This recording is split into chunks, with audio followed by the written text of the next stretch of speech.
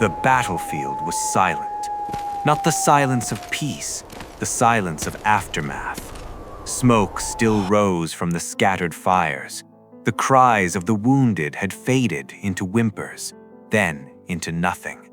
The wind moved across the plain, carrying the smell of blood and iron and something worse. Guan Yu stood in the center of it all. His green dragon crescent blade was still in his hand, heavy with the weight of what it had done. His crimson robes, the robes that had become as famous as his face, as recognizable as any banner or standard, were stained with the evidence of victory. His beard, long and magnificent, caught the last light of the setting sun. Around him, his soldiers moved through the dead, counting the fallen, tending the wounded, preparing for the next battle that would surely come. They did not look at him. They never looked at him directly anymore. He was the god of war, the saint of war, the guardian of the righteous. He was untouchable. And in the silence, in the space between one breath and the next, Guan Yu felt the thing he had learned not to name.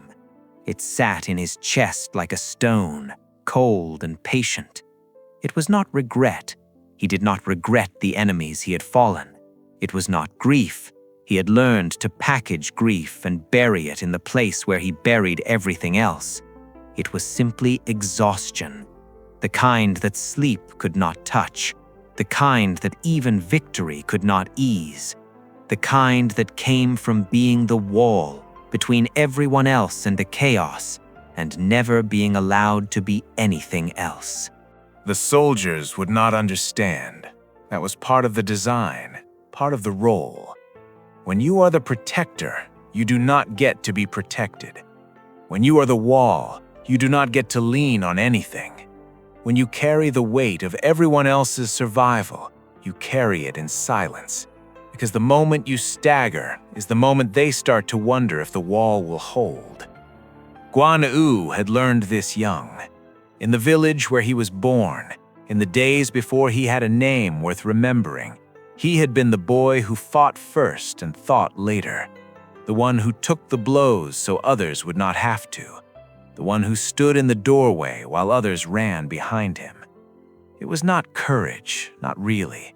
It was simply the shape his life had taken, the role he had been given before he was old enough to know there were other options. By the time he understood, the understanding was too late. He had already become the protector, already made the oath at the Peach Garden, loyalty to Liu Bei, brotherhood with Zhang Fei, service to the cause that would unite the realm, already taken up the blade that would become an extension of his arm, already become the thing that everyone needed him to be. And in becoming it, he had lost the ability to be anything else. The burden had become identity. The role had become self.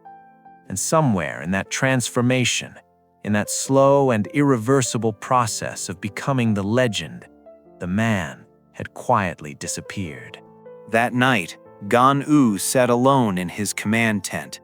The map of the campaign spread before him, rivers and mountains, enemy positions and supply lines, the geometry of a war that had been going on for longer than he liked to remember. His generals would come soon to discuss tomorrow's battle. His officers would come to receive their orders. His soldiers would come to draw strength from his presence. But for now, for this one small hour, he was alone. He pulled off his gauntlets. The leather came away with a sound like separation. His hands, beneath the armor, were calloused and scarred, maps of every battle he had ever fought. He looked at them for a long moment. These hands had held Liu Bei's child when the child was born, had steadied Zhang Fei when the rageful general's temper had nearly cost them everything, had bandaged wounds and broken bread and performed 1,000 small kindnesses that no one ever recorded in the histories. But when was the last time someone had held his hands? When was the last time someone had asked if he was tired? When was the last time he had allowed himself to be the one who needed, rather than the one who was needed. The questions had no answers. Outside the tent, he could hear his soldiers laughing, the sounds of a victory being celebrated, of lives being saved, of a war that would go on tomorrow and the day after and the day after that. They were safe because of him. They would go on living because of him, and he would go on being the wall, because that was who he was. That was all he was allowed to be. He looked at his hands again, and for a moment, just a moment, he wondered what they might look like if they were holding nothing at all. The stories never mentioned the cost. They talked about the victories, the battles won against impossible odds, the enemies defeated, the territories reclaimed. They talked about the loyalty, the oath at the peach garden that was never broken, the service to Liu Bei that continued even when the cause seemed lost, the brotherhood with Zhang Fei that survived every test. They talked about the virtue, the righteousness that made him a saint, the honor that made him a god, the code that made him untouchable. But they never talked about the weight. Guan Yu had carried Liu Bei's kingdom on his shoulders for decades. Not the physical kingdom, the spiritual one. The belief that righteousness could win, that loyalty meant something. The hope that the three brothers who had sworn an oath in a garden would see their cause triumphant. He had carried it when the odds were impossible. He had carried it when Liu Bei's leadership wavered. He had carried it when Zhang Fei's rage threatened to destroy everything they had built. And no one had ever asked if he was tired, because asking would have meant acknowledging that he could be. And acknowledging that he could be would have meant admitting that he was not the wall they needed him to be. So they didn't ask, and he didn't tell. And the weight just kept accumulating, year after year, battle after battle, until it became indistinguishable from his own body, until he could no longer tell where the man ended and the armor began. There is a name for what happened to him over the years. It lives in the space between virtue and self-destruction, in the gap between being strong and being destroyed by your own strength. It is the condition of the guardian who has given so much that there is nothing left, who has protected everyone except themselves, who has become so essential to everyone else's survival that their own survival has become impossible. We call it toxic resilience.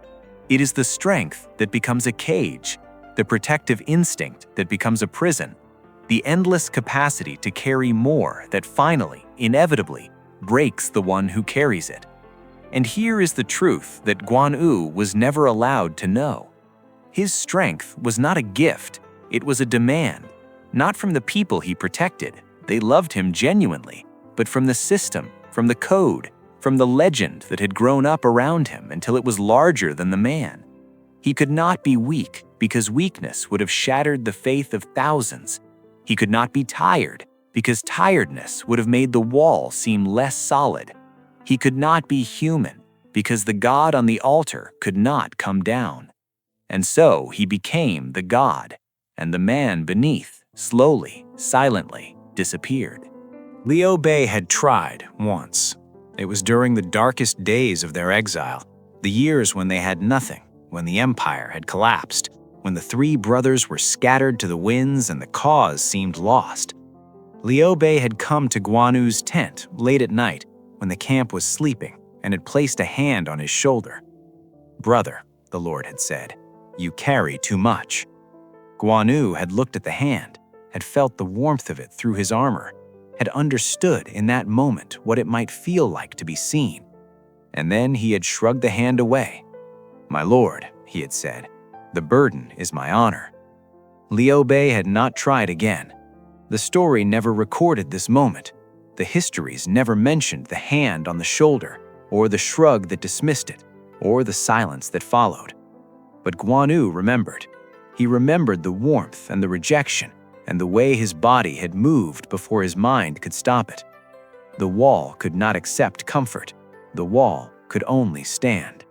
And so he stood, for decades more, through victories and defeats, through births and deaths, through everything that makes a life worth living and a death worth dying for, he stood.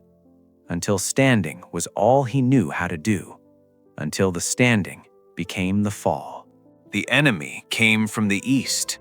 Fan Lihua, the general of Wu, the warrior woman whose name had become synonymous with the thing that could not be defeated. Guan Yu knew the stories, had heard of her prowess in battle, her cunning in war, the way she had carved a path through the three kingdoms like a blade through silk. But stories were just stories. He had faced countless enemies who were supposedly impossible to defeat. He did not expect this one to be different. He should have. The battle was short. The defeat was absolute. His army scattered, his generals captured, his legendary blade, the green dragon crescent blade that had carved his name into history, fell from his hands and did not rise again. And Guan Yu, for the first time in his immortal life, was not the wall. He was the one behind the wall. He was the one who needed protecting. The irony was not lost on him. After a lifetime of carrying everyone else, he was now the burden. After years of being the untouchable, he was now the touched. After decades of being the god, he was now the man. And the man, he discovered, was very tired. They kept him in a comfortable cell, not a dungeon. Fan Lihua respected him too much for that. A proper room with proper food, with the kind of treatment befitting a prisoner of his stature. She even sent a physician to tend his wounds, though he refused the physician's services. He sat on the floor of the cell, his back against the wall, and he did not move. The wall was supposed to hold. That was the code. That was the oath. That was the thing he had been since he was a boy in a village, standing in doorways, taking the blows. But the wall had fallen. And now he was here, in this cell, in this silence, and for the first time in his life, he had nothing to protect, no one to defend, no cause to carry, no role to play, just himself, just the man he had buried so deep beneath the legend that he had forgotten he existed.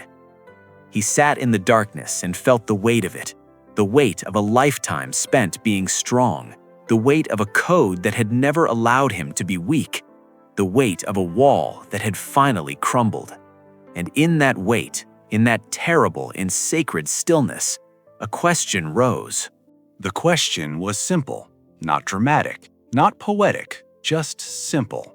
Who protects the protector? He had given everything to the cause, had poured himself out like water on an altar, had sacrificed the man for the legend, had become the god so completely that the god had consumed the man. And in the end, in the cell, in the silence, he had nothing. No one came to save him. Liu Bei was far away, fighting his own battles. Zhang Fei was dead, killed by his own rage years before. The soldiers he had protected were scattered, trying to survive in a world without their wall. He was alone.